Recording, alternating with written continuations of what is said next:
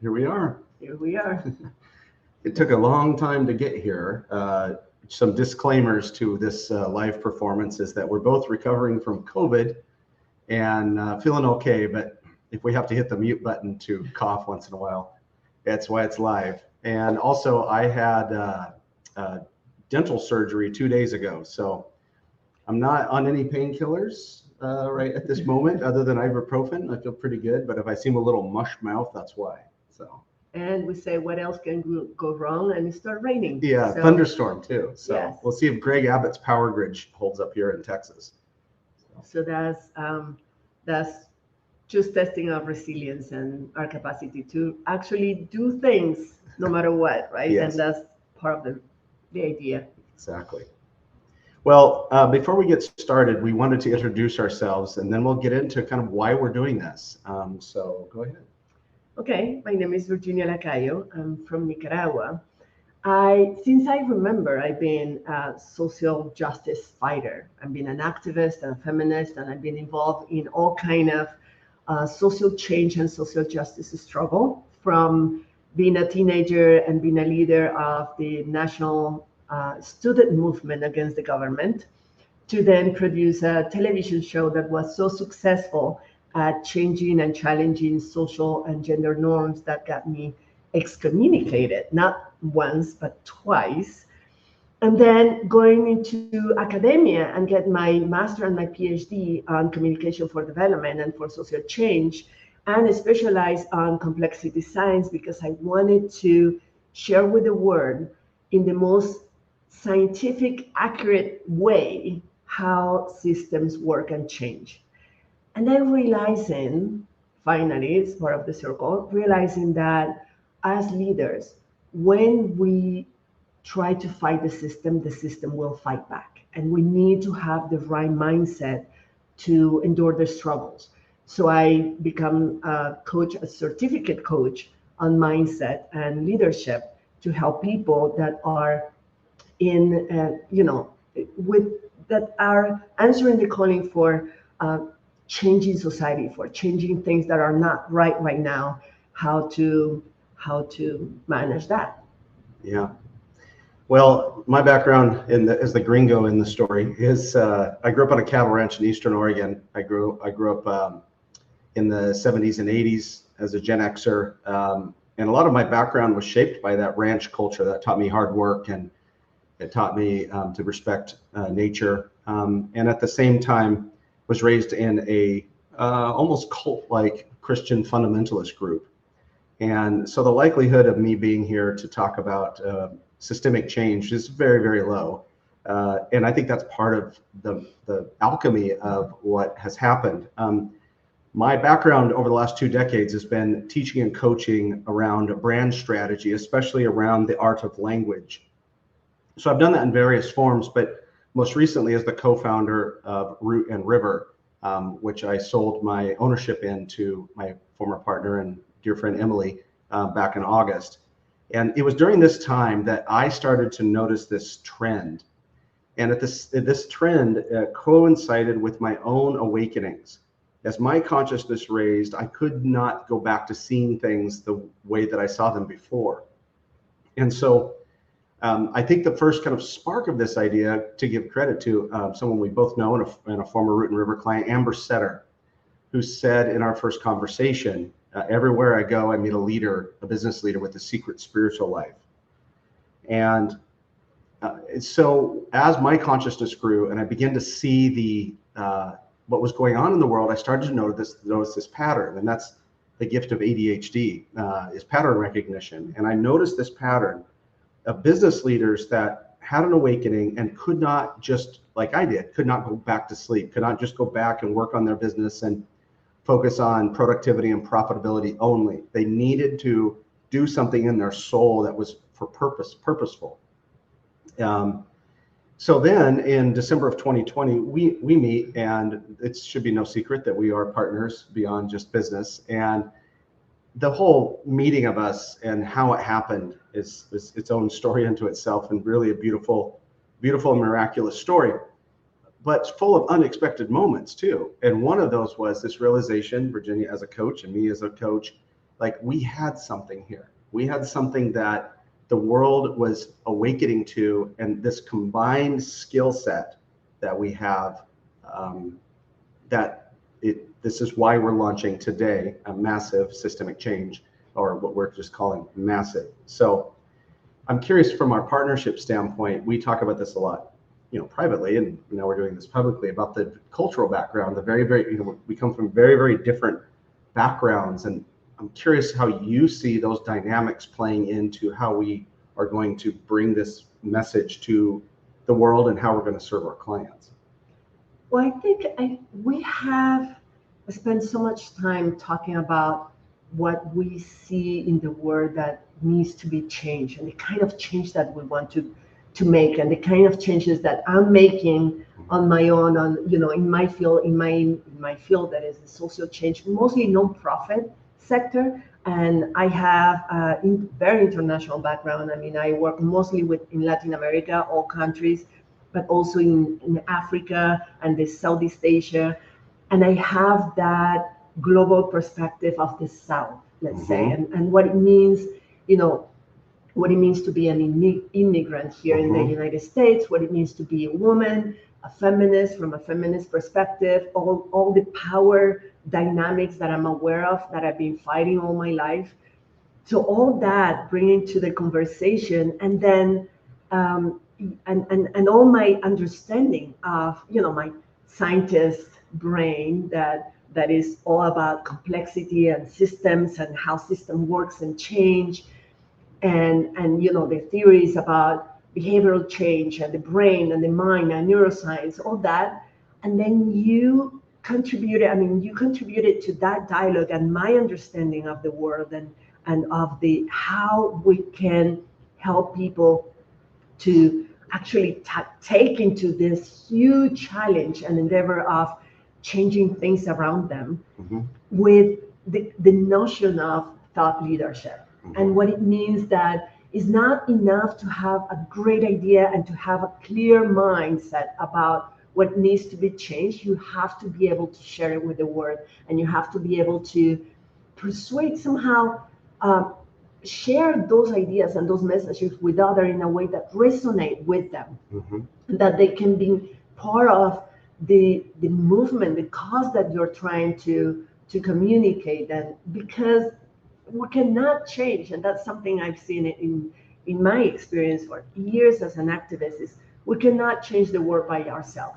And it's not enough to change the small circle around us. We need to really influence beyond our small circle. And for that, we need a way that words, the way you use words, and the way you understand the strategies, and the way your brain, because of all the skills and the gift that you have, the way you can design strategies that are not just the communication or the mobilization, social change strategies, but also the thought leadership strategies that are really, really important.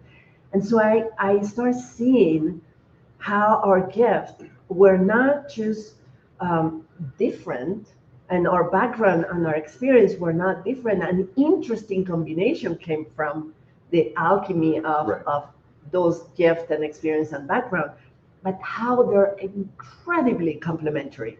I've never been before in a situation where I feel that combined, we have all it takes to actually help other people do what we're doing right now and what we want to keep doing. Yeah, beautifully said. And I think for myself, in this dynamic that we have, and this, again, we talk about the Latino and the gringo, and that's, we're more than those labels, of course, but the cultural differences have created, as opposed to a dichotomy, it's created this mutual understanding that we've had a similar calling our whole lives. And my approach was different than yours, growing up as an American, a white, straight, Christian, male American, but the idea of questioning power structures. I think the biggest thing for me too that is interesting as a straight, white, Christian American male, and as co-founders of Massive, that my perspective is of my own story of my own awakening. And I've had a lot of my more conservative friends say Justin's gone woke, and some derisive terms like that. And what's interesting to me though is I realized a couple of things. Is one of the areas is, once you have an elevation of consciousness that you can't look away from, is your own place on a power structure. And I used to think, well, man, I haven't had any privilege. I grew up dirt ass poor in a violent home, in a cult, essentially. I didn't have any privilege, but I didn't have to do all that while being an immigrant or being a person of color or being a woman or being LGBTQT. I got to do that as me. And there's a lot of benefit of the doubt that's assumed because I'm a straight white Christian male still, even though it's sort of subtle in many cases now in society.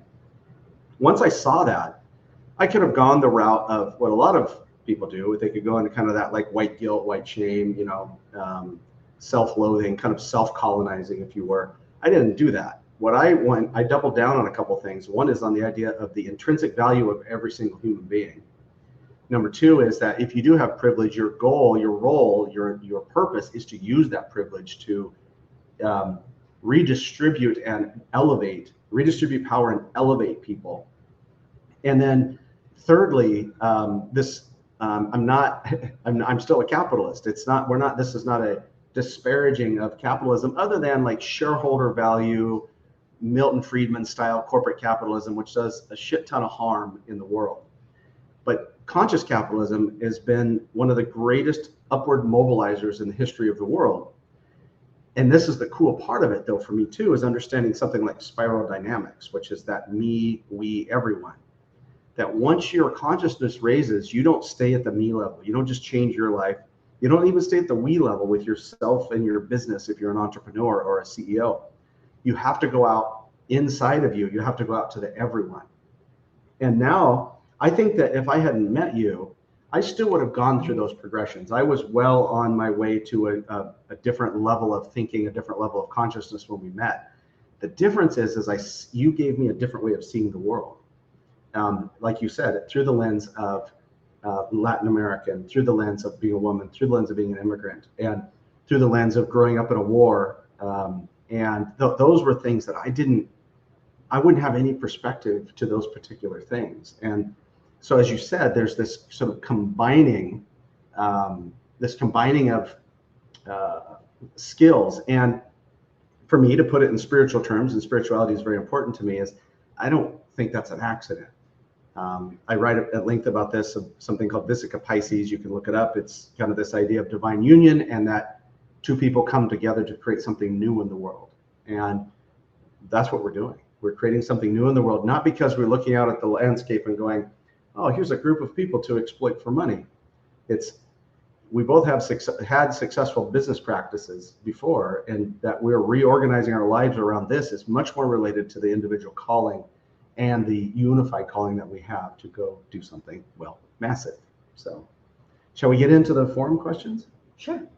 And what about the formats and the roles? Yeah, go ahead. Go for it. Well, this is a conversation. As you can see, we're going to be discussing some of the questions that we have that we want to share with you. Is questions that we came up with that we thought might be interesting for you to listen. And it's a debate. It's a conversation. We have, as you see, different perspectives on things. So we're gonna share our different answers to each one of the questions. And you're more than welcome to share your own answers or your perspective or ideas or anything that come to your mind while we're discussing on the chat. We're going to be checking your questions. If you have questions for us, something that you want us to clarify, or you want to contribute to the discussion, that will be really awesome. I mean, this is a forum, so we want to invite you to participate and to be part of the conversation as well.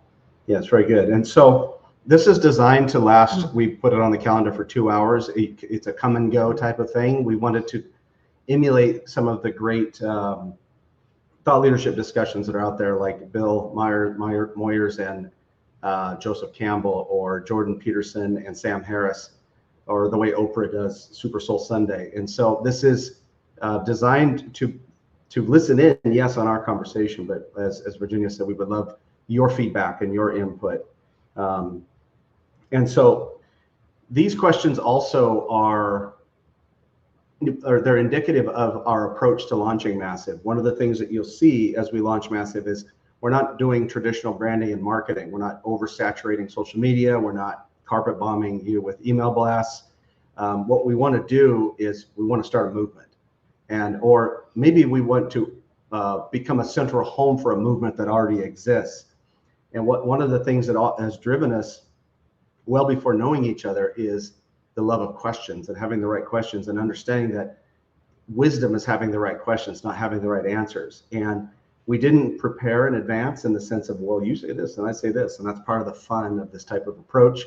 Some may think that's riskier than others, but I think that this is going to be a very enjoyable conversation. So we're going to start off with a light question, which is, what is systemic change? That's probably the number one question I get as I've talked to people in my inner circle about what we're doing, and they're like, what do you mean by systemic change? I'm like, well, tune in on the 11th. So. We're talking about systemic change in very broad way. I mean, there are many approaches and understanding. Just because we have different understanding what a system is and what change actually is. And I found, I consider myself have been study systems, complex adaptive systems like humans, teams, families, partnerships, organizations, industries, communities, societies for more than 20 years now. And so I really, is one of the things that I'm more passionate about. And one of the misunderstandings, I want to start by saying what is not, at least from the perspective that we are approaching it. Sometimes we use system, and the concept of systems come from engineering, from those fields that are very straightforward, linear, mechanical. So a system is a sequence of things that happen one after the other, and one thing triggered the other, and so we have a system, right? Yes. Or we have a system. We understand that we have a system when we talk about a procedure or a process that we follow the same way. When we talk about systems and systemic change, we're talking about something way more complex. A system, from this perspective, is a set.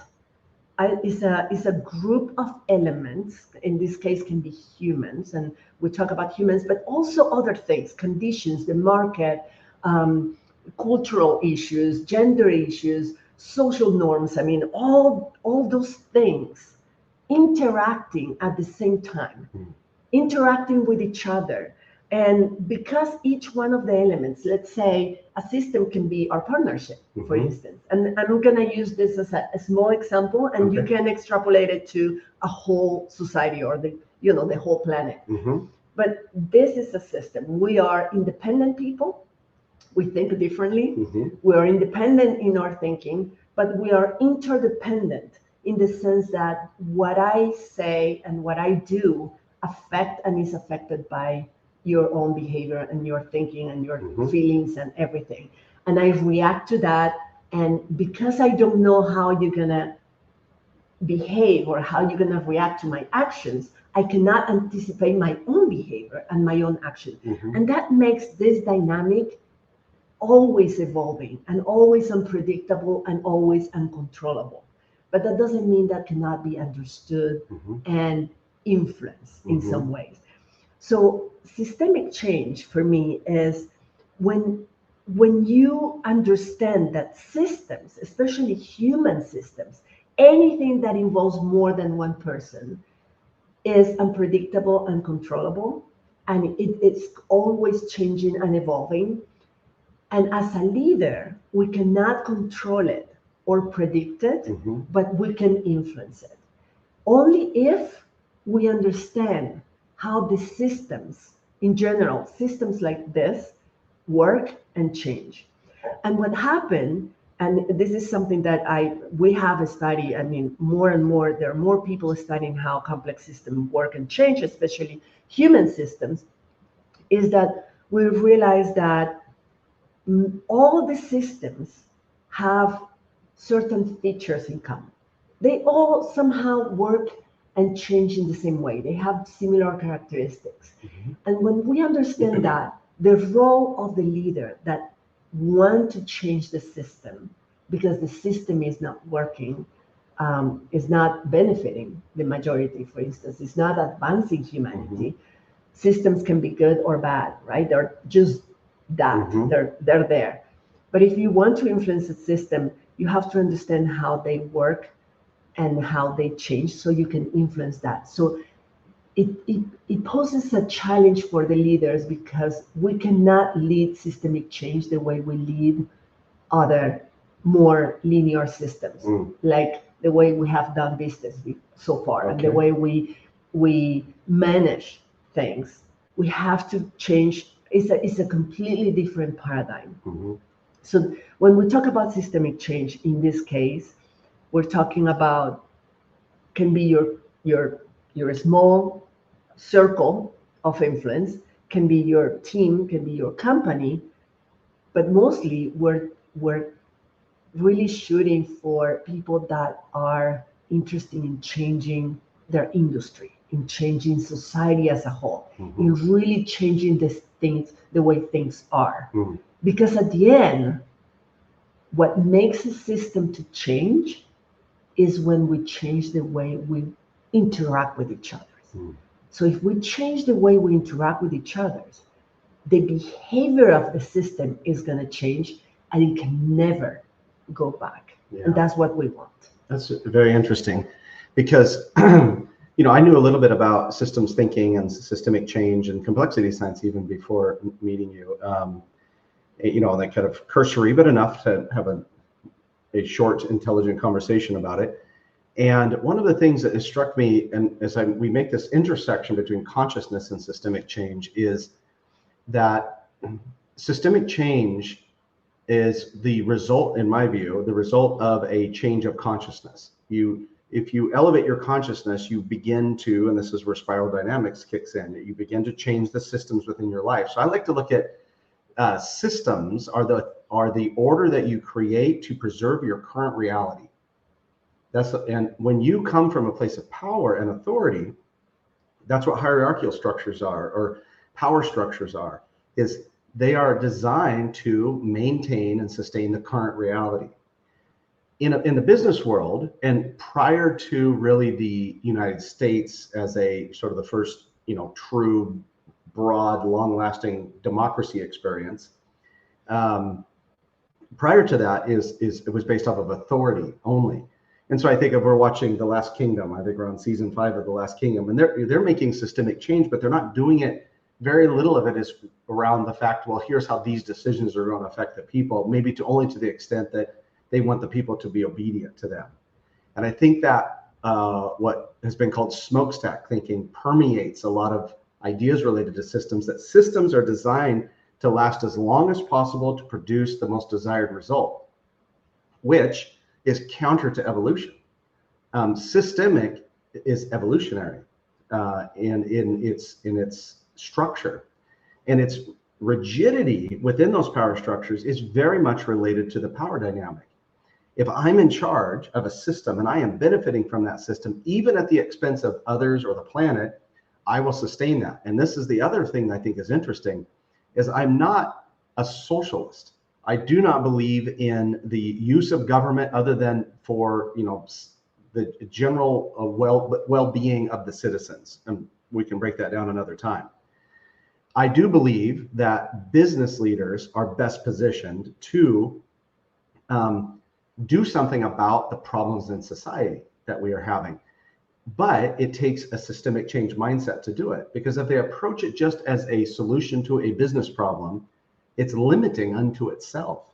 It doesn't make them wrong or bad. It just means that it's not really about systemic change. It's about maybe getting behind a cause.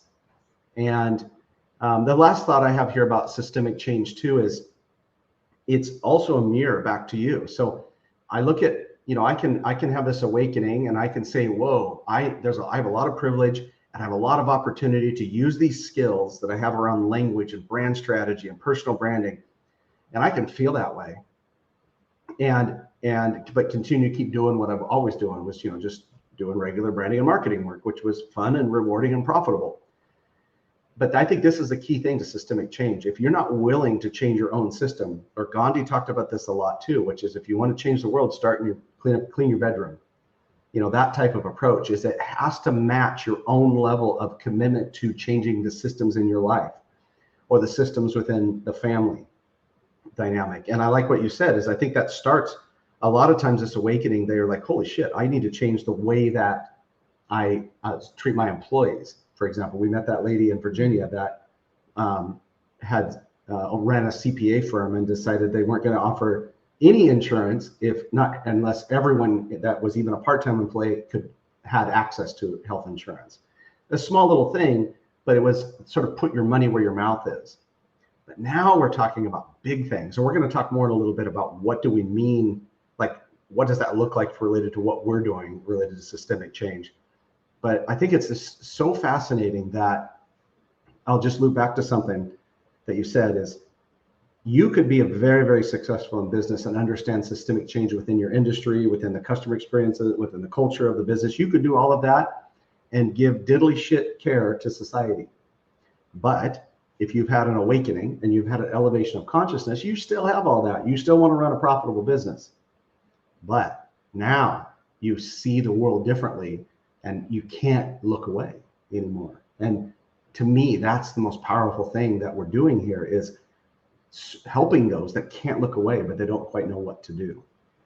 I would like to add something to that. Please. Is at least in my experience, when I started to understand really how system work and change, for me was, and I know that this is a little cliche, but it's the best way I have to explain it, is like being, the movie The Matrix, that is really taking the red pill.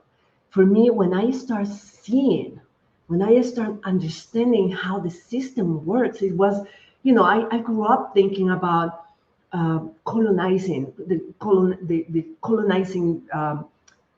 colonizers, systemic colonizers, like patriarchy is a systemic colonizer, and religious institution or institutional religion, and white supremacy, and what else is a colonizer? Consumer capitalism. I grew up challenging those systems. Those are the system with capital S, the big systems that eventually we want to change. But within the big system, there are subsystems. And as you were saying, we are designed, because of those big systems, we are designed to reproduce them. They are designed to reproduce and sustain themselves by the way we understand the world, by the way we see things and we understand things. So when you really get into the matrix and you understand from behind the scene, from inside the matrix, how things are really happening and how things really work and how those systems sustain itself with the behavior that each one of us does, with the industries and how things work, then you start seeing patterns. It's like you start seeing the numbers in the air that the matrix sees that other people are not seeing. So raising awareness somehow, raising your level of awareness somehow is understanding how things really work in our world, instead of just going with the idea of the way we want them to work, and we believe they work that way just because it's convenient for us. And related to that, you were saying also that you might be having an awakening, you might be awake, and you might start seeing things, and it's like, oh, this is screwed, this is bad, this is not working, this is wrong, and I want to do something about it. And you have to change in yourself first. You have to change when you're raising that awakening. It's not just seeing what's happening around you and what is really happening in the world, but you see what is happening in you. You become aware of your own privilege and how you have been using them, and who you want to be now, how you want to show up in the world. But that's not enough. What happens with many of us that are having an awakening, because we don't go further than that, we think that by changing ourselves is enough, and things will change around us. They will change, true, but they will change just so far. I mean, there is impossible if we are in a relationship and I change, their relationship will change no matter what, even if you don't want to, because I'm a part of that relationship and I'm changing. But if I not purposely and intentionally change the way we work, the dynamics, the way we interact with each other, this system is not going to change the behavior. Right. As a system, you're going to resist my change. You're going to try to change me back to who I was, and it's going to be impossible. So we're going to be Right. in that fight. That happens also in a community, in an organization, in an industry. The system will try to stay the way it was. For you to change it, you have to change yourself, but you also have to understand how to change the patterns of interactions within the system to make it a sustainable and long-lasting change. Yeah. Before we get to the next question, I think that you just brought up something I think is important here is like, why are we focusing on business leaders? And we've had our own like discussions around that. Like, why is that important to both of us? And at least in the United States, I don't believe this is necessarily true in other countries, but in the United States, your most significant social changes, most significant contributions to social justice have come from the business community. Because in our system, market pressure and social pressure are the same thing. And so there's this, mostly people on the right condemning woke corporations for not wanting to advertise on Twitter, which has seen like a 500% increase in racial slurs since Musk bought it, is that it's good business to care about people. It's good business to do that. Now, it's not necessarily systemic change to care about people, but it's the beginning of something. And I think of other examples of significant contributions to systemic change through the leveraging or the muscle of the brand. And one of my favorite ones to talk about is the NFL. And the NFL is, it's a good old boys network, like literally a good old boys network. However, and they were very like, I wouldn't say overtly anti-Black Lives Matter, but they were uncomfortable with it. And most of these people are rich, older white dudes. Most of them are rich, old, and white. All of them are rich.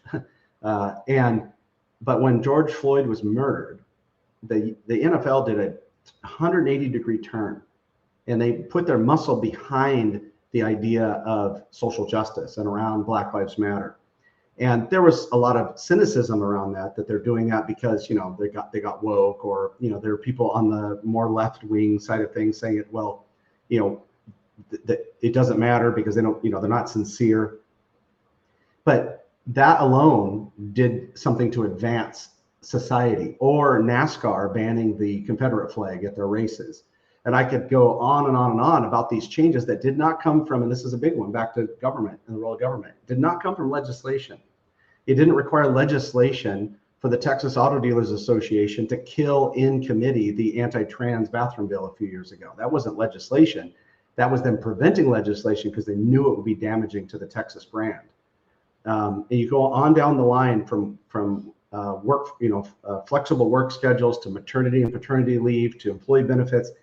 Very few times do you see that as a legislated thing that they're doing out of compliance. Yes, sometimes you're doing it because you have to be kind to your people in order to get them to work there, but it's deeper than that. And that kind of sets it up for the next question. Well, the next question will be, what do we mean by an awakened leader? So I was so excited to answer this one because, again, we get this question a lot too. And I think we decided we're going to kind of approach this from because it's multidimensional. I'm going to talk about the soul. And I've been doing more of this. If you followed me on LinkedIn over the last couple of years, I talk much more about spiritual things, not religious, not theology at all on LinkedIn in particular. I make fun of theology a lot on Instagram and Facebook, but there's something that's happening that is what I'm referring to as 3D awareness. And so the first D is the dimension is of the body, of your, like, I'm a human being and I have a set of rights and I have value. The second dimension is the mind. Oh, I have original thoughts and ideas, and I can observe my thoughts. So when we're talking about pure consciousness, mental consciousness, or the consciousness of the mind, the first realization is, oh, wait a minute. A, my thoughts and feelings, I can observe them, which means I can change them. And B, they're not necessarily mine. They're very influenced by colonization, as you call it. And so, and then it goes into the third D, which is the understanding of the soul, which is around purpose, which is this awakening to, oh, I am here to do something greater than myself. And it's not a cliche. It's like this holy shit moment. And I remember for me, I think this journey to being more awake and more conscious, more enlightened, whatever, and tying it to business happened, or tying it to purpose happened for me when I watched, whenever it was out, the Lone Survivor movie about the Navy SEALs in Afghanistan and Marcus Luttrell.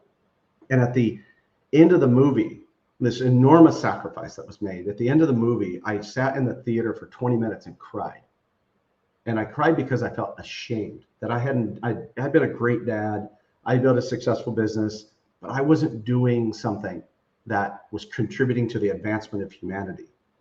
And that's when my soul started to stir around these things and starting to see this blending of the spiritual and the material.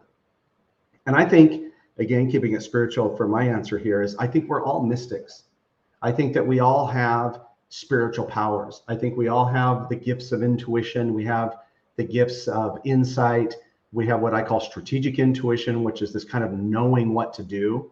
And I think they're massive differentiators, especially if you're a leader.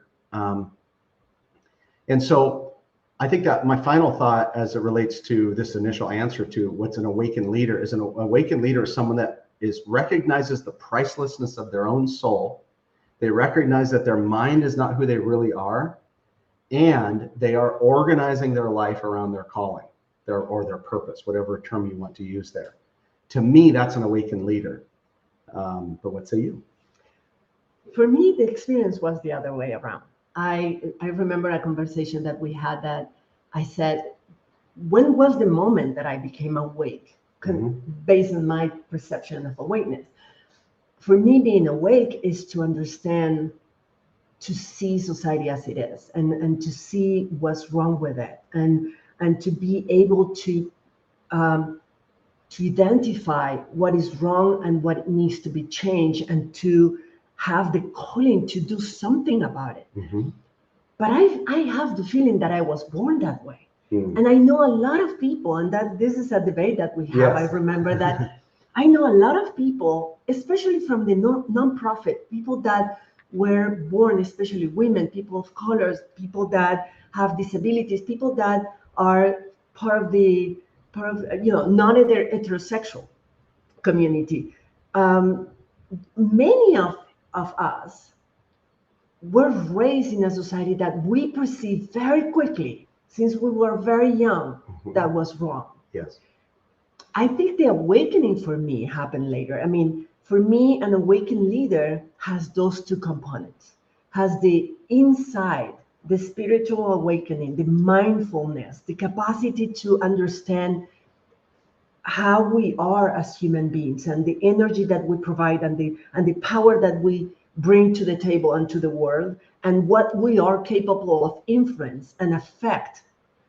And on the other hand is the social awareness of injustice and wrongness and what needs to be changed. You can start, like me, you can start with that social awareness. You can start with that social consciousness. And then, like it happened to me, and then awake inside. And then realize that what you were saying, that even if I felt that, and I thought that I was, let's say, at a different level of awareness and awakeness, I was still domesticated. My mind was still domesticated by a set of beliefs, of social norms and beliefs that keep me reproducing the system the way I reproduce it. Even if I was fighting the system, I was fighting the system within the rules, within the system rules. So what I was doing is doing good things within the system. And that happens to many of us. I know many business leaders that says, I'm gonna start a diversity and equity program. I'm gonna raise the quota of women that are gonna be in my company. I'm gonna raise the quota of people of color. Those are good things, and we have to keep doing that. But that is playing within the system. That doesn't change the system at its core. So the only thing that changes, if we really want to be awake at the, with capital A, awake, means that we have to not only be socially aware of what is wrong and what needs to change, but also consciously aware of the power we have to change those things, starting by the fact that we have all been colonized and we all have a domesticated mind until we start working on our mind and we start understanding that all of those ideas, all of those beliefs were not ours in the first place, and might not be true. So when we can separate ourselves from that delusion of reality, we can see things as they truly are, and then we can do something about it. That for me is a completely awakened leader, and there are more and more. There are, and it goes to our thesis about that. Like, well, when business leaders do it, that something different happens to them. And I think it's good to recap that, again, consciousness is really 3D, and which door you go through first, it doesn't really matter. Ours was the opposite. Mine was opposite of yours, where I had the spiritual awakening first, and then I had the mental awakening or the mind awakening, and then the social awakening, the social consciousness aspect of it. But those are the big three. The difference with a business leader is that if someone is a business leader and they have a spiritual awakening, let's say they start there, it doesn't mean they're going to go live in a cave and be a monk. No, or become Gandhi, or become Gandhi or something. And because some of it is that there's adulting to do, they have a business to run, but it does mean that the reason their business, the purpose of their business changes. My favorite model of this is Yvon Chouinard, the founder of Patagonia, who seems to have all three dimensions of consciousness and has run. He's no longer the owner or even the CEO of Patagonia, but ran Patagonia through the lens of a conscious business around solving problems in the world. And he's not the only one. There are, like you said, a rising number of these awakened leaders. So this goes to the third question, which is, why do they have an advantage? Why does an awakened business leader have an advantage over the kind of people that you have served and encouraged and taught for decades? Yes. What's the difference? Well, one of the things we have reached the conclusion, and I think that everybody can agree with me because there are a lot of evidence of that governments are not enough. They don't have the capacity to really address and solve all the social problems and the biggest world problems that we have. If they were capable of doing it, they will have done it already. There are a lot of interest involved, the politics involved. I mean, there are many reasons why government are not enough. Non-profit organization and civil society was our best hope until recently, because we were talking about people that their main mission was to solve those problems. They were devoted to that.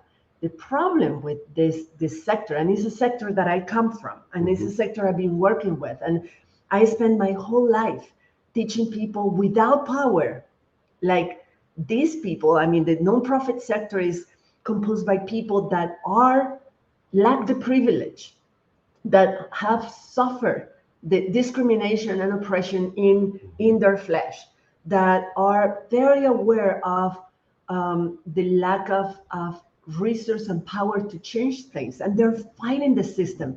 They fight in the system with their hands. They're fighting the system with the little resource they have available. The problem, the main challenge they face is they have the idea, they have the vision, they have the mission, they have the strategy, but they don't have the resource. Mhm. They don't have the power to make things happen. Power is the capacity to make things happen.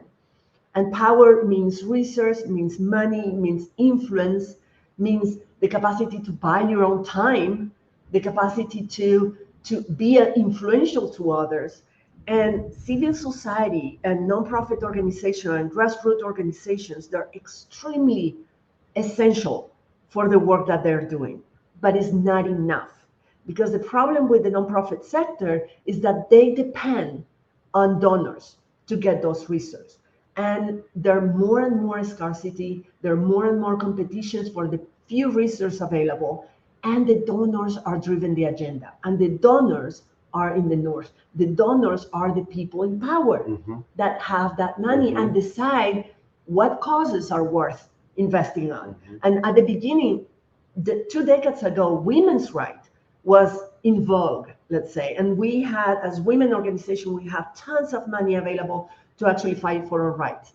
And then health issues, polio and Ebola and other things happened, and the war in Middle East happened, and all the agenda from the donors shift and say, like, we're not interested in defending women's rights anymore. Now we want to work with refugees, and now we work with, polio for children in Africa.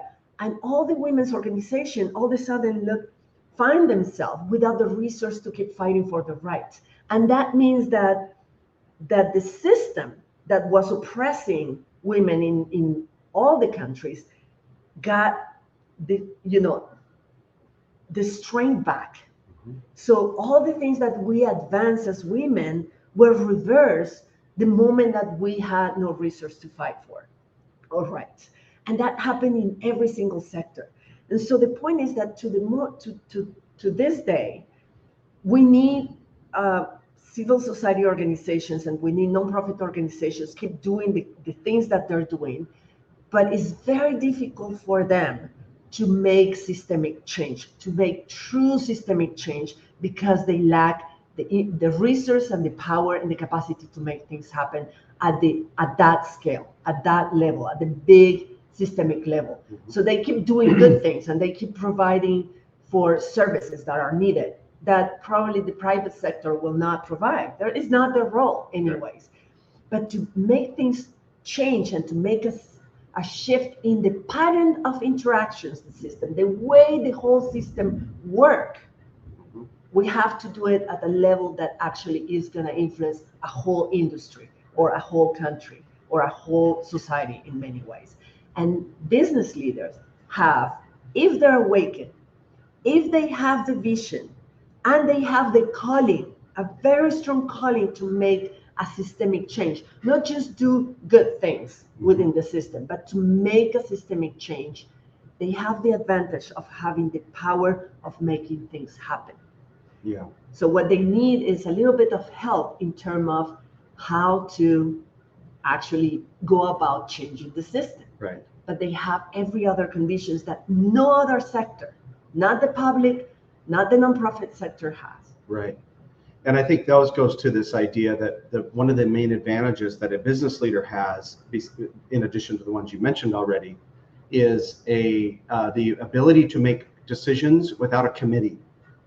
If a business leader, especially if she or he doesn't have a board that they report to, so if it's a company that's privately held, that CEO or senior executive can make a decision related to income disparity or maternity and paternity leave, or the kind of benefits, or they can look at a problem in society and they can actually go put boots on the ground and do something about it right now.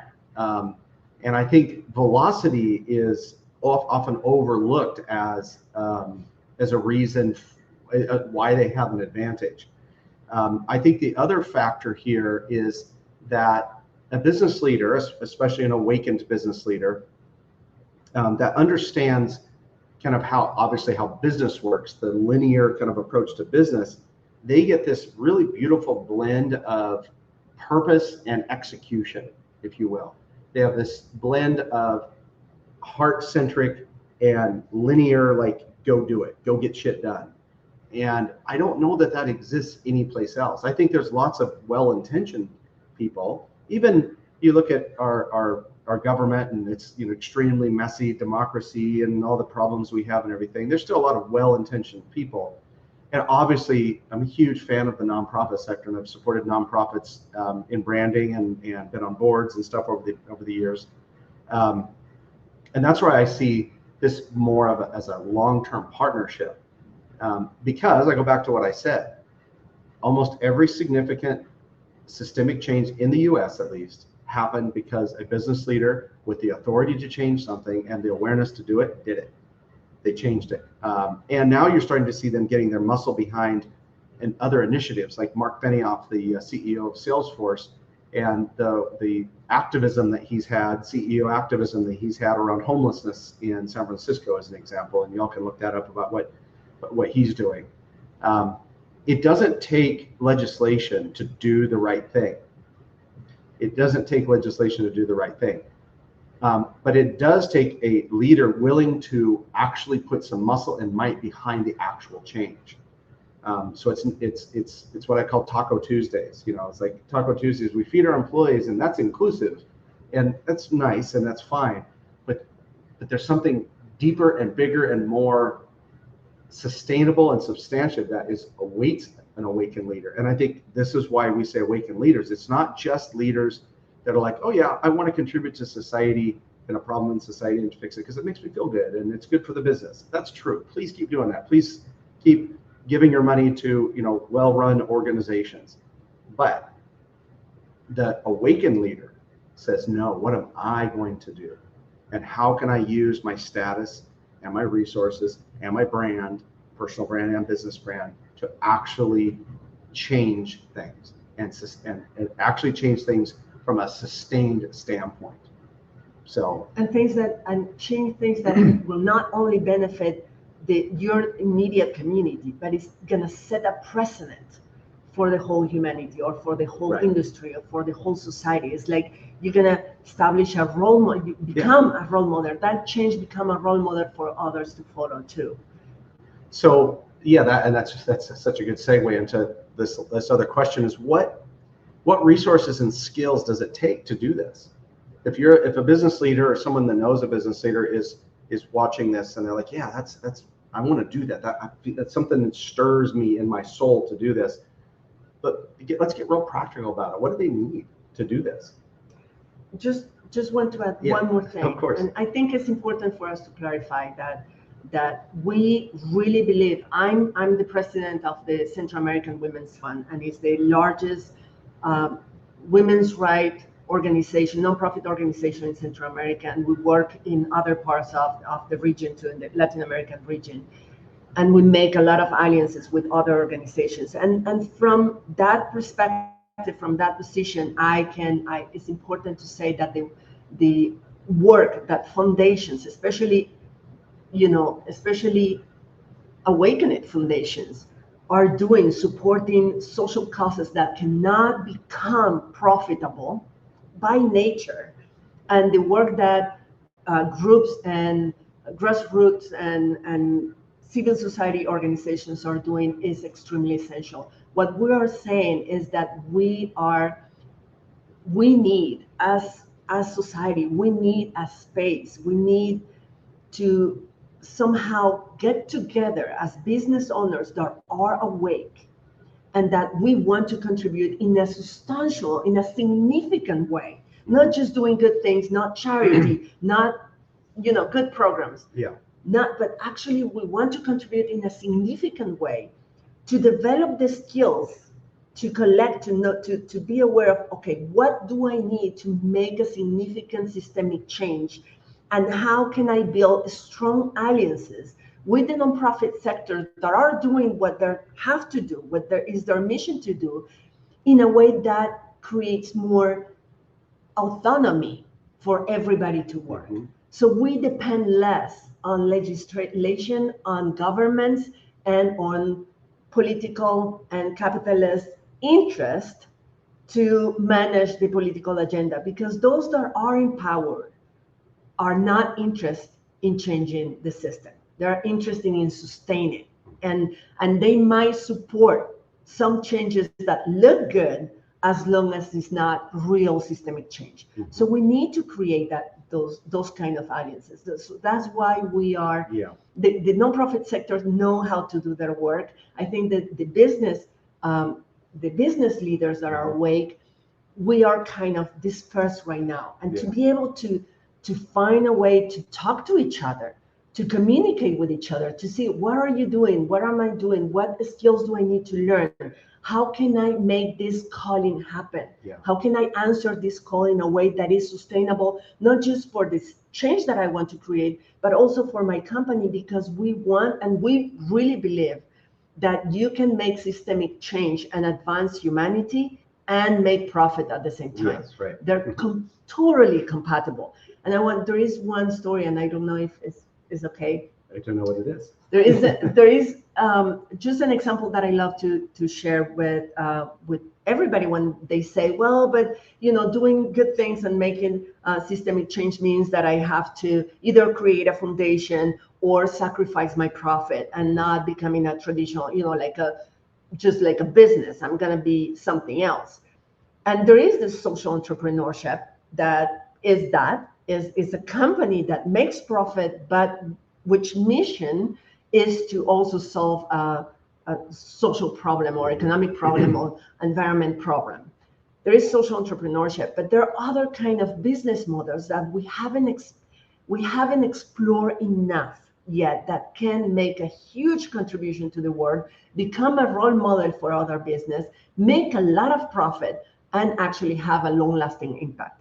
And one of the examples that I like to share, that I like usually to share, is the one of the Grameen Bank in Bangladesh. Just to tell you the story briefly, Grameen Bank is a people's bank. That's the translation. That was started in Bangladesh and now has been as a business model for a bank that we all know that banks are not for social justice or developing anything or countries or advance humanity. They're for profit, their own profit. So how a bank can develop a business model that does both things, to create profit and seriously contribute to the development, the economical development of communities, and even impact gender roles within a society, like the one in Bangladesh that is extremely machista, as we know. So this story happened, and this is how we can together come up with creative, innovative, even we like to call it subversive ways of doing business. If we are subversive enough, the question is not, can I make profit? Or should I follow my call and advance society, advance humanity, benefits humanity as a whole? It's not either or. It's how can I do this and at the same time contribute in this way? It's both and equation.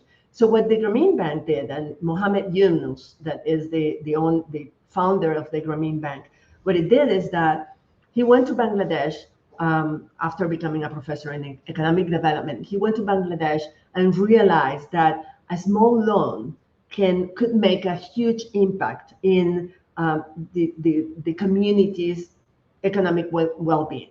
But traditional banks don't trust poor people to pay back, right? So they never loan to poor people because they assume that they will not pay back. So Mohammed Yunus tested a theory he had, and he lent his own money to women in the community, and he lent, I think, was $27 to 42 women in the community. And not only he got his money back within the time promised, but also made profit. So he said, it is possible to create a model of microcredit to women that are more capable because of the way we were raised to administrate, to be the shepherds of the family economy. So the model was to loan microcredit to group of women that will help each other accountable to pay back.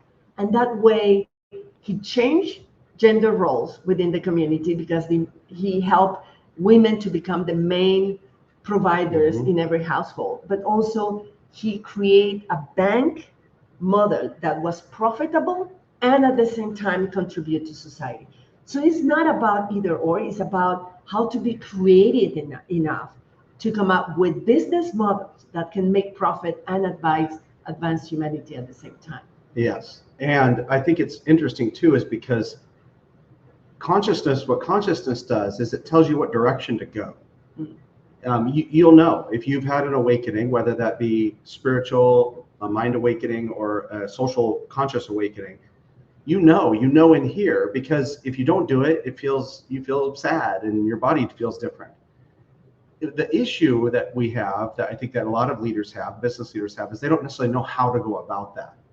So I think back to this question about resources and skills. You have been working with activists for 2 decades plus, and 3 decades, and so, but you think about business leaders and what do they need? And maybe I'll rephrase the question this way: what do they need that they don't have now? They have resources. They have power. They have power and they have influence. What do they need that they don't have now? Well, I think that they need first to identify a strong calling, because to go in an endeavor like this, you have to be willing to give your life for it. I mean, to make failure not an option. It's like, this is my calling. I'm gonna make it happen no matter what. Right. It has to be that strong, and that's something that we're not ready there. We're not there yet. I mean, many of us, but some of us are. So you need a strong calling first. Second, you need a clear vision and mission and a strategy, and develop a personal brand that is aligned to your new level of consciousness. The person you were before, that business leader you were before, is not going to help you to answer that call. You have to become the person that answers that calling, and that becomes a thought leader and a business leader and a social leader that is leading that change. And that requires a lot of, that not only internal transformation, but also external transformation. You need a different image and a clear message and a brand that will help you get you there.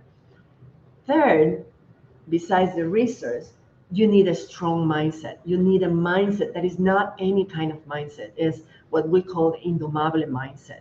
Because as I said at the beginning, one thing that I noticed in 30 years working on systemic change and helping hundreds of organizations and leaders to change society and to work, to fight for social justice, is that when you fight the system, especially the big systems, the systems that are dominating right now and that are colonizing us right now, when you fight the system will fight back, and will fight back with all this resource they have. And they do have more resource than you do. And they're going to try to fight, they're going to try to break you. That's the main way. It's not materially. Especially if you have the resource, they cannot fight you with that.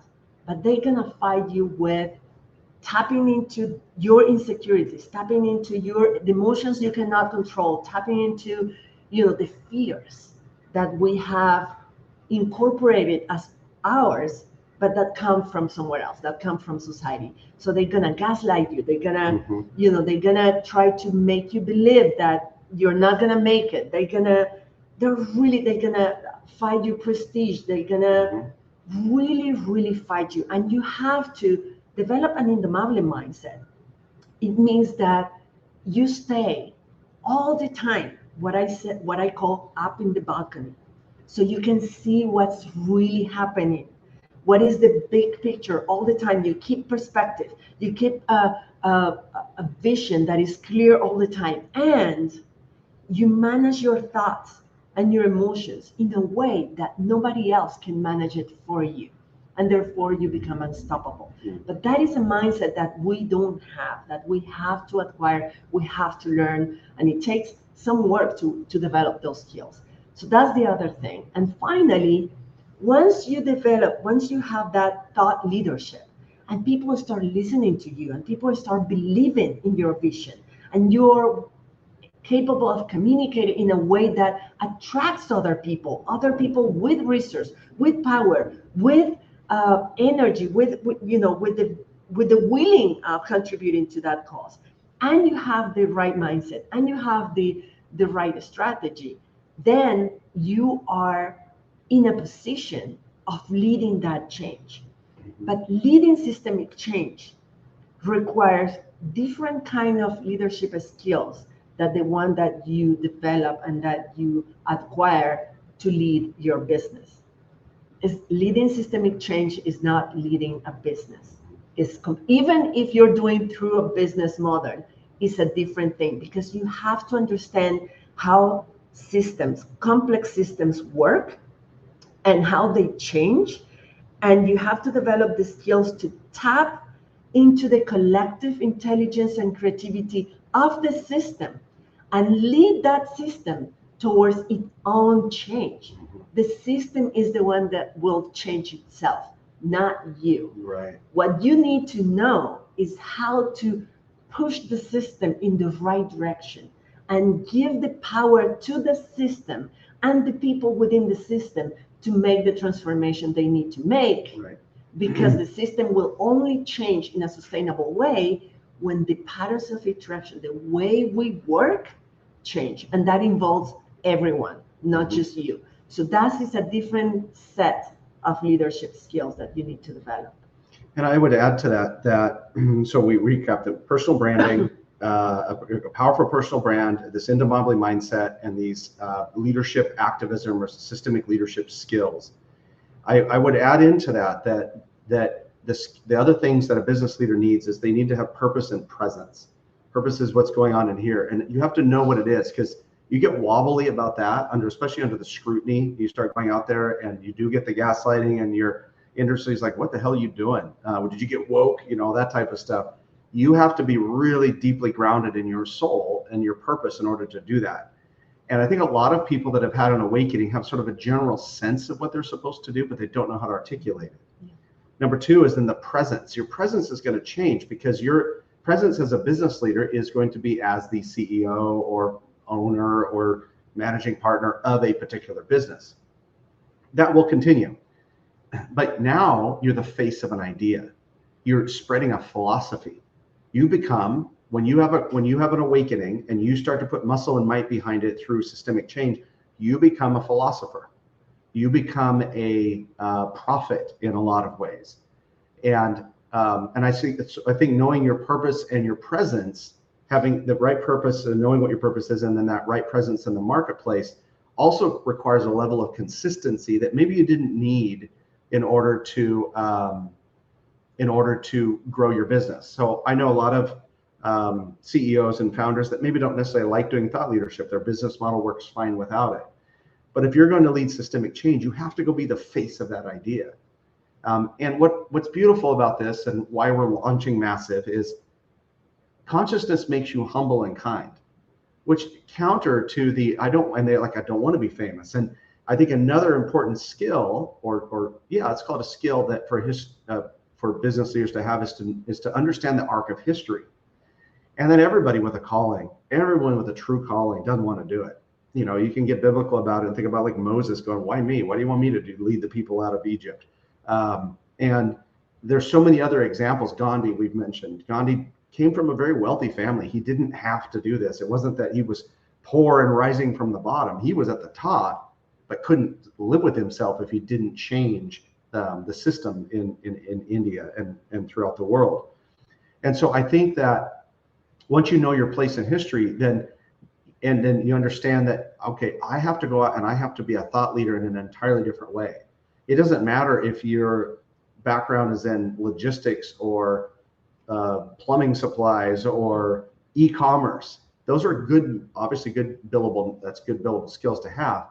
But to be a thought leader is an entirely different ballgame when it comes to leading systemic change, because somebody has to say it, somebody has to lead it, somebody's got to write that shit down, somebody's got to teach it to other people.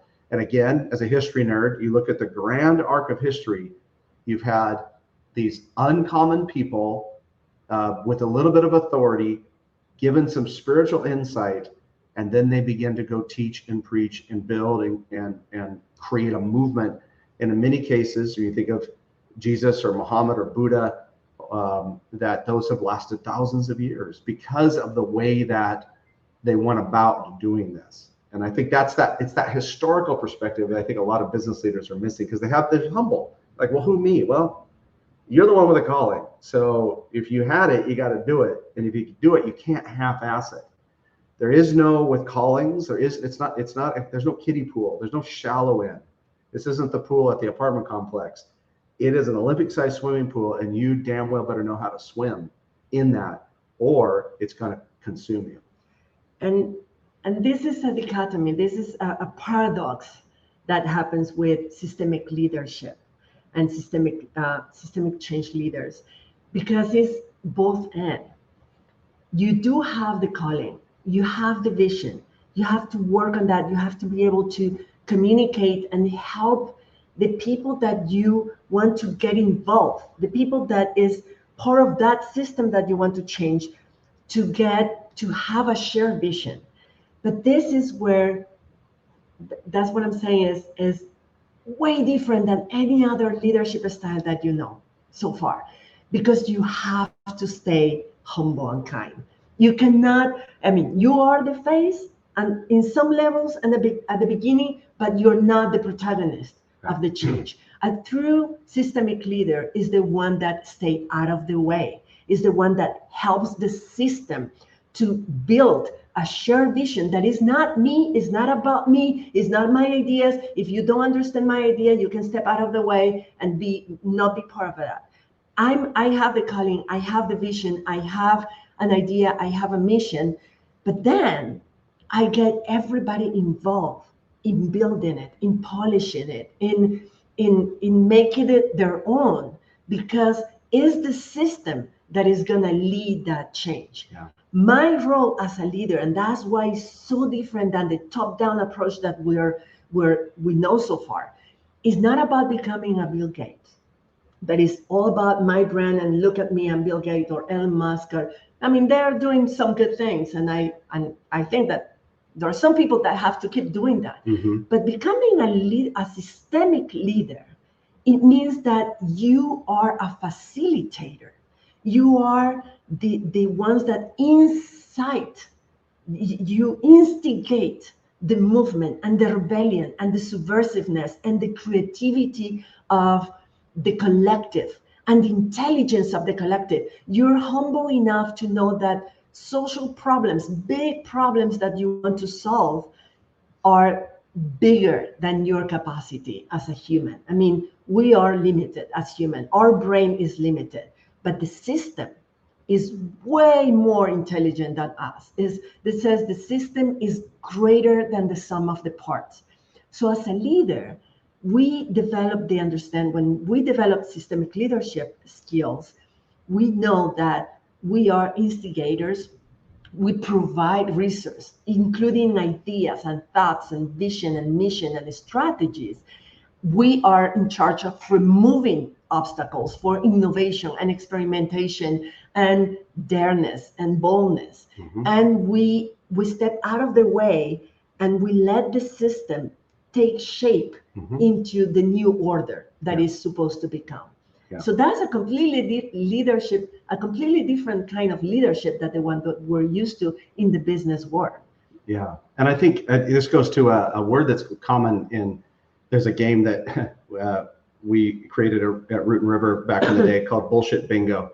And you take any industry and you put in all of the buzzwords that they use, and then when you're in a webcast or in a meeting, you play bullshit bingo. And one of those bullshit bingo words is empowerment, because it's my strong belief that leaders, especially when we're talking about systemic leaders, they are not empowering. They are only disempowering, because a part of consciousness is the realization of your worth and the worth of someone else, and their ability to self-govern, their ability to handle their own autonomy.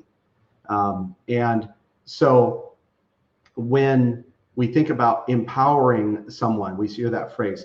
No, the best thing a leader can do is stop disempowering. Yes. And we talk about like set the vision and get out of the way. Well, that's its own skill. Yes. When in business you are like driving, it's very masculine, driving change. You hear that word a lot, driving change, very linear, very much about insertion, not invitation, and very much about like setting the tempo and all of that. Yes, there's a time and place for that. But when you realize you just are going to stop disempowering people, then that's when you realize that you've reached a level of consciousness, which is you trust the souls of other people to do the right thing. And here's what I'm convinced of, and this kind of goes into why we're launching Massive. I'm convinced of this, that if you give a group of people in a business world, let's take the company Adobe. Adobe is very well known for being very sort of free thought, liberated, allowing let their people be their people, very inventive. If you were to take Adobe, or you were to take Google or Southwest Airlines or Starbucks, and you were to assign them into that company and say, listen, here's a problem that you can solve. Here's gun violence. Here's dirty water. Here's climate change. Here are women's rights. Here are LGBTQ protections, whatever. You pick your social issue and you gave it to a business that was run by awake leaders, they would solve that thing in the most profound and awesome way, given the opportunity to do it. I just don't know that they necessarily think that way entirely about what they could actually do, because they still don't have that systemic leader mindset. They have the social good mindset, but you have to go beyond that to a systemic mindset. But again, that's the linkage to consciousness. I believe very strongly that the more conscious you become, the more systemic you become. Back to spiral dynamics again of me, we, everyone. And the good news is also that it can be learned. I mean, you can develop an indomable mindset. You can work on you can develop the leadership skills that are required to lead systemic change. Yeah. And to help the system to drive their own change. Mm-hmm. So those are things that you can acquire. It's not that you're born or not with that. And I think you need all three, though. Yes. I mean, you can be all like, you can have a great personal brand that works well. You're going to start somewhere. Start with a great personal brand, a quality reputation, and you haven't. You have a brand that's not an asshole. That's a good thing to have in society these days. And you could have the mindset too. You could have some mindset. It takes a tough mind to be a successful business leader, but you're not used to the kind of scrutiny when the system starts biting back. When you poke the bear and the bear wants to bite you back. I know a lot of people that have the resource, that have clarity of their mission and the calling and all that, and they burn out. Yes. Halfway, or they just give up, or it's like adversity is way too hard, and they got to the point where it's like, it's not worth it. I'm by myself. And that is first not having the right mindset. It's not having just a strong mindset. It's the right mindset for systemic change, and also to understand what kind of leader you have to become. Yes, exactly. Okay, so we have one more question that is that we were sharing, Mm-hmm. that we wanted to share, that is, what is our idea about this? But how about we take a look at the comments, because there's very interesting comments, but I cannot read them all. That's okay. There's been a lot of them that have come through, and see if there is something that we can address now before moving forward. Well, and those of you that are following along should be able to see all the comments, and they're really very impressive. Like this, some very, very smart people that are here.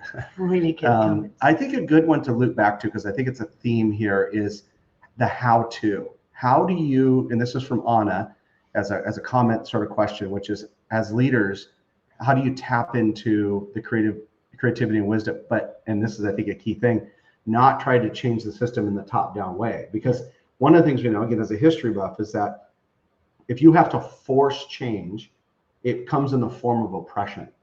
And even the most like a positive change, like the 13th Amendment and the overturning of slavery, that forced a kind of system, like in massive shock to the system in order to change it, as opposed to other types of changes that have happened much more at a grassroots level. But I think there'll be the tendency of a business leader to be like, yeah, I know how to get shit done, and this is how we're going to do it. So how do you tap into that creativity and wisdom of your people, your employees, your customers, your community, without getting too hands top down in the approach? Well, I was talking a little bit about this right now. I mean, a few minutes ago, but it's about understanding the kind of leader that a systemic change requires. That is not a top-down leader, and is more about understanding that the system has to change itself. And you as a leader, what you need to do is to create the right conditions, and there are methodologies for that. I mean, part of the things that we're doing and we want to do is to help you access to those methodologies and learn the system, learn the process and the system and the approaches and the methodologies that would allow you to create the conditions for emergent leaderships, to nurture more leaders and other kind of leaderships within the system. So power is decentralized. And from that decentralization, you can create the conditions. Again, is creating, is facilitating, is not directing, is facilitating the conditions for the system to think, to be greater than the sum of the parts, to tap into everybody's perspective and experience and knowledge and wisdom and intuition and vision to come up with a solution that no single individual can come up with. And so your role, not being top down, but bottom up actually, is to create the conditions for the system to empower itself, to be rewarded by experimentation and innovation, to reward emerging diverse leadership. It takes a lot of humility and a lot of trust in the system to create that kind of conditions. And once the system is working on finding solution and is working on experimenting and innovating and evolving at its own space, your role is to remove yourself from not being an obstacle, remove yourself from being an obstacle and provide resource to the system so the system can continue this level of experimentation and innovation and evolution. And you can influence the direction by empowering new voices. Because the point about systemic change is that only the system can change itself.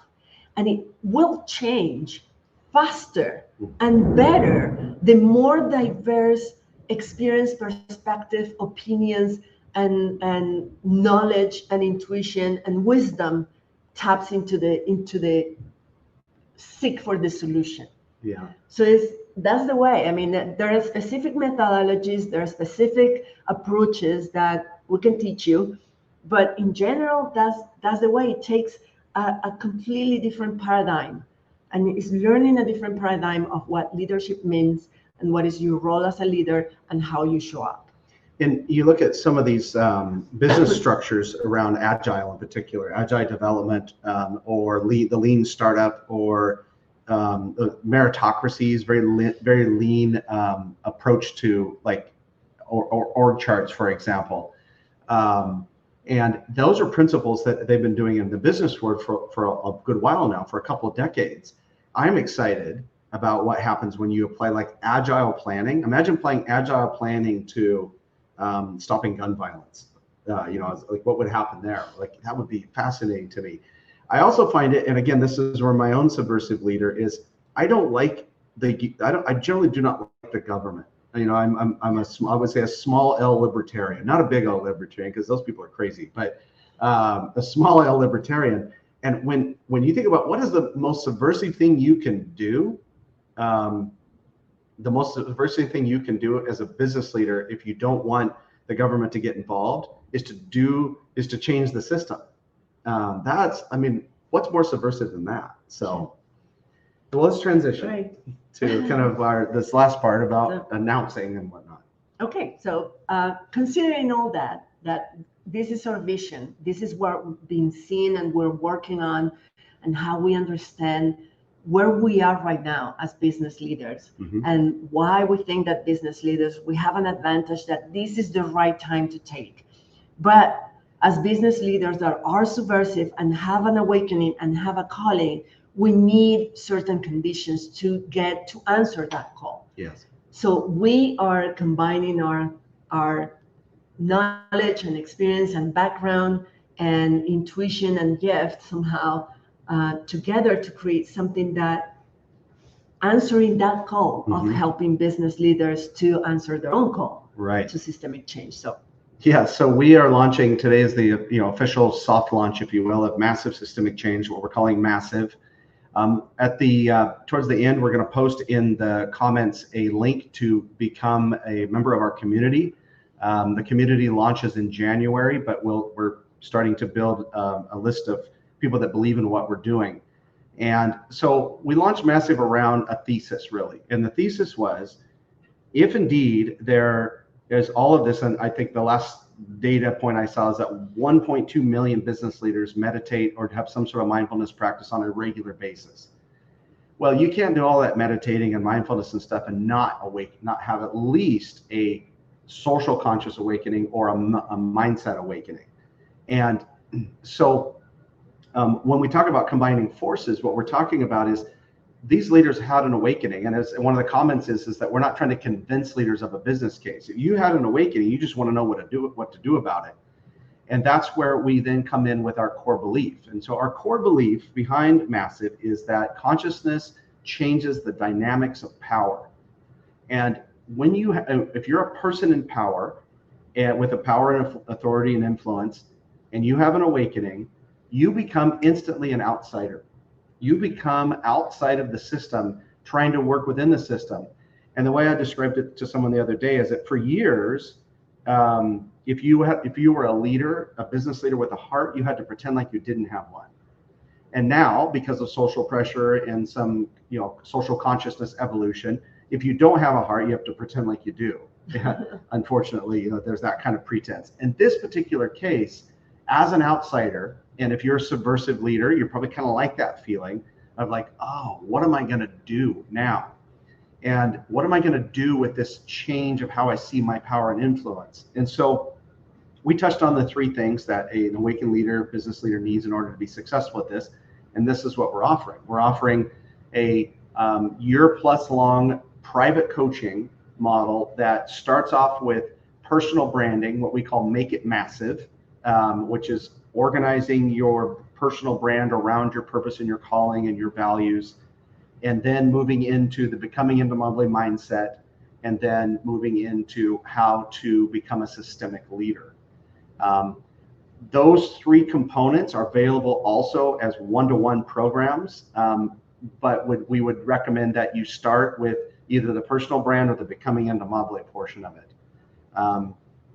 So it's our mission behind all of this that by inviting or starting and citing a movement of conscious or awake business leaders, that group of people, that collective of conscious business leaders, are going to solve the world's biggest problems. I am convinced of it. That's what's going to happen if they're given the right resources, the right coaching, the right mindset in order to do it. So we want to build that community. We want to start that community. Just get together.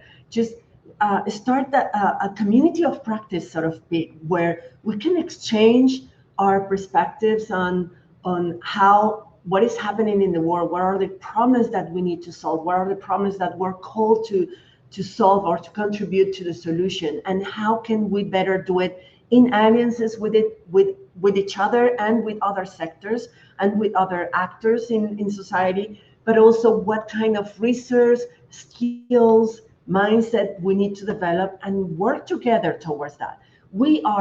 Our contribution to that community, our contribution to that movement, our knowledge and our skills, because we have accumulated a set of let's say talents or resources and capacities that we are willing and happy to share and to contribute to this effort. But the main idea is that we come together and we start, at least we have a place, a space of a dialogue where we can be ourselves. We can be leaders with a heart and say like, I think this is wrong, and what's happening is wrong. We need to do something about it. And I want to think out loud with other people. I want to brainstorm with other people. I want to learn with other business leaders also how we go about changing this, because I cannot do it myself. We cannot do it individually. We have to work together towards this, and we have to, all of us, we have to increase our level of consciousness, and we need to increase our levels of skills to be able to really make a significant change. Yeah. And that's what we are inviting you to be part of this community. And also, if you are ready to say, I'm ready to explore my calling and how I go about that, and I want your help, and what we have to offer, we can work with you, and we can help you to get to the next level and see how to plan how you're going to go about answering that call. But in the meantime, we also want to hear you and to talk with you and to build this dialogue together about all this. Yeah, and I think that goes to this combining of forces here, and that we are approaching this in a very unique way. We're not going into this as a traditional coaching practice. We're not. In fact, we're breaking in our own subversive way some business rules here. Is we're not doing like extensive amounts of like email marketing as an example, but we're also not. We're not looking at the marketplace and going, oh, here's a problem the marketplace is having. It's at some sort of mass scale. It could be that those of you listening or watching this later, or you forward this to someone that's an awakened business leader. It doesn't take that many and to be successful at this. It's the Margaret Mead quote, that change comes from a small group of people, and it always has been that way. So we believe that coaching is the best way to do this, though. So it's not just about tools. It's not just about we're not selling a course where you get on and watch 6 videos, and that's fine when people do that. But we want to coach you. We want to coach those business leaders. Because the point is not to learn knowledge. It's not about knowledge. You're smart enough, and you can read all the books you want, and take all the courses. It's about becoming a systemic leader. And that is becoming is a process that goes from inside out, that is raising your level of consciousness more and more and more, and having all 3D levels, mm-hmm. right? But also is developing the skills in your practice, in your daily life. And you start with your small community and your company, and then you keep growing, and you keep experimenting with some kind of guidance and companionship. Also is more about partnership, like how we partner with you, but also with other members of the community to help you becoming the person and the kind of leader you want to become and you need to become to answer that call. Yeah, exactly. So we'll pause for questions here. You can post them in the comments about what did you want us to answer more of related to these questions of what is systemic change. This is our first time using StreamYard, so in a spirit of transparency, it doesn't allow me to post. So our dear friend Juan Kingsbury, who is the brains and brilliance behind Career Blind Spot, has posted it in chat with a link to our opt-in email that we have for people that want to join our community. So thank you, Juan, for that. So anyway, other questions that anyone has about what we're doing, as they come in, as you have questions, as we've shared these ideas with our inner circle, one of the common questions that we get is how would I know? How would someone know who to introduce us to? And we say this kind of jokingly, but also serious. Is if you know any bored millionaires that have had a spiritual awakening. Now they don't need to be millionaires, and they don't even need to be bored, but they've had to have some sort of an awakening, because something happens with that too. That if someone's successful, financially successful, and has benefited from a system, but they have an awakening, they're not going to start another widget business. They want to do something else with it. So outside of bored millionaires that have a spiritual awakening, I think it's people that are open about consciousness in business. They are maybe less secretly spiritual than some. So back to Amber's quote about all, everywhere she goes, there's business leaders with secret spiritual life. Maybe they're less secret. They will likely be probably a woman and a person of color. I rarely meet white dudes that think like I think. And I'm okay with that. I can, but that's going to be because if you don't come from when you come from the oppressor class, you don't necessarily see things through the lens of like, oh, I have a moral responsibility to change something. If you had to deal with the oppressor class to get into a to work your way up the ladder, then you definitely understand what that's like. So yes, in general, we expect that the people that develop at least social awakening faster are people that belong and have belonged to any kind of historically oppressed community.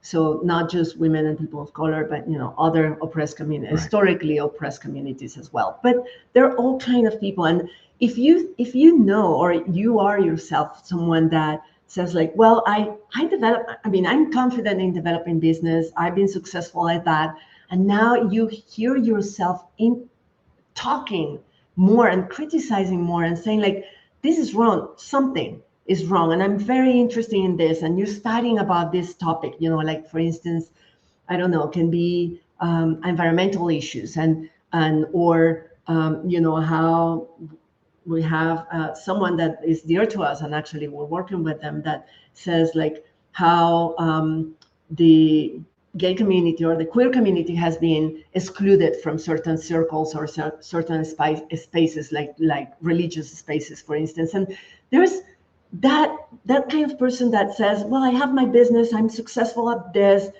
is, I can do it in my sleep, but now this is what I care about. Mm-hmm. This is more important in my life right now, is taking a lot of my mental space. I want to do something about this. I want to learn more about this. I want to change this. And I want to change it, not just contributing in a charitable way, but actually I want to make a big impact. I want to make a big difference. And what happens many times is that we come up with an idea, say like, oh, I want to do this, and you're passionate about it. And then we have a conversation and we realize that there is way more than that you can dream way bigger. And that's part of what the community that we're building, we want to do, is to help people to dream really big, to dream about systemic change, not just about making an impressive or good impact. It's like about systemic change. So if you know someone, or you are the kind of person that is really kind of obsessing about something, that right, you say, I cannot die without doing something about this problem, then you probably want to talk to us. Yes, exactly. And one of the questions is Massive open to nonprofit leaders too? Absolutely. Yes. We are big believers, as we said, in nonprofits. And there are absolutely very important partners. We would also say certain elected officials would be good clients too. If someone is a more conscious elected official, we'd be very open to talking to them as well. One of the things about consciousness. I'm sorry, we believe in diverse leadership. Yes. So actually, leaders that are applying to public office of some sort, that come from that diversity background or history or experience or knowledge or ideas in general, have a different worldview. We think that for the system to change, we need to put people that have that diversity. That's right, in position of powers. Yeah. So we're more than happy to help them to get into a position of power from where they can make like systemic change. Exactly. And the other aspect of this, as far as, we talk about business leaders as our ideal client, and it could apply to nonprofit leaders, and it could apply to public intellectuals. Like I think of Muhammad Yunus was a college professor that became a businessman. And so the main thing is this deep like drive or to do something. That's the factor. And I like how you said that they're obsessed over it, and this is what they talk about. Yes. I also think that there's a place here for people that probably are on some level of the neurodiversity spectrum, because the neurodiverse brain, as someone with ADHD, just sort of naturally is subversive. We see the world in a very different way, and I think that part of systemic change is pattern recognition and seeing those interchangeable parts. I think that we're already seeing people that are interested in what we're doing too, is that it seems to cover all ages. We have some people that are in their late 50s, early 60s, into young entrepreneurs that are in their early 30s. And so age doesn't seem to matter, but wisdom certainly does. And that goes back to that sense of consciousness. There's something else deeper happening there. And subversiveness, I think I can insist more on that we want people that, because systemic change takes so much, and you have to be very ingenious, very innovative, and resourcefulness to actually, it's not just to work within the system, it's to work this system. Yes. And to turn it upside down, you have to have that subversive nature. You have to have a history of subversiveness, to do things differently, to challenge authority, Yes. to challenge power dynamics, to, even if you do it your own way and maybe with different kind of results, but that spirit of doing things bold, doing things differently, seeing the world from a different perspective, in a completely different way, when you feel that you're the weirdo in the room, Yes. but you're smart also, and Yeah. you are tired of being the smartest person in the room, we want to talk to you. Yes, exactly. Well, I think that we're going to wind down here. We've been talking for an hour and 40 minutes. Pretty good, considering that neither of us had a major coughing attack. Drinking water. Yeah, exactly. Thank you so much for all of the comments. You're going to be hearing a lot more from us. Please join our community waitlist. If you didn't see it in the chat and you're watching this later, we'll post it in the comments as well. Once the recording is posted to LinkedIn and other social media places. 3 things. We are accepting, as we said, clients right now. If you are that person or know of someone, let's have a conversation. Number 2 is we are going to continue to have these kind of conversations around more of this forum style. So stay tuned for those future things.